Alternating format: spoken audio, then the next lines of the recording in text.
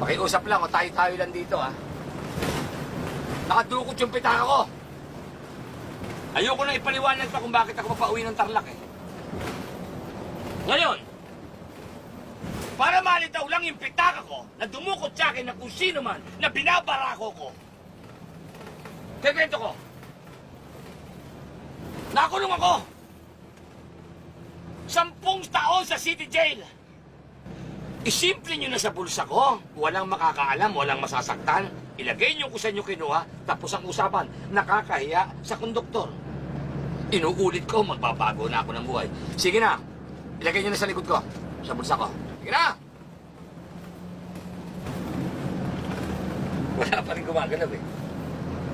Yung mismong lumuko sa akin, ginawa kong bopis. Baka maulit, oh. Dahil pag hindi nyo pa nilitaw at napahiya ako sa konduktor, maglalabas ng bangkay sa sasakyan ito. Isa pa, kaya ako uuwi ng Tarlac, magpapakasal kami ng kasintahan kong si Menchi. Pag ako napababa rito, magwawala ko. Sa katunayan,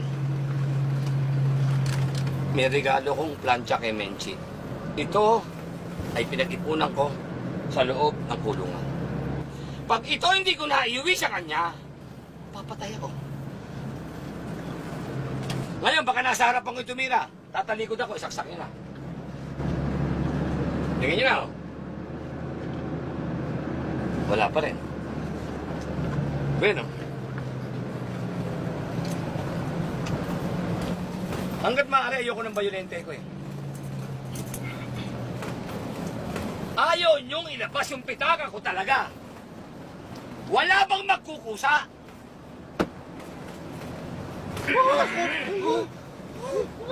Mahabdi yan, muntik sa ugat. Sarili ko sinasaktan ko, kayo pa! Takbo itong bibirahin ko. Silap! Silap! Silap! Hindi naman ito rintago. Apo, ito niyo naman sakit ni...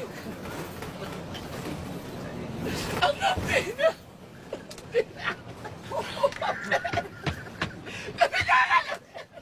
Excuse me.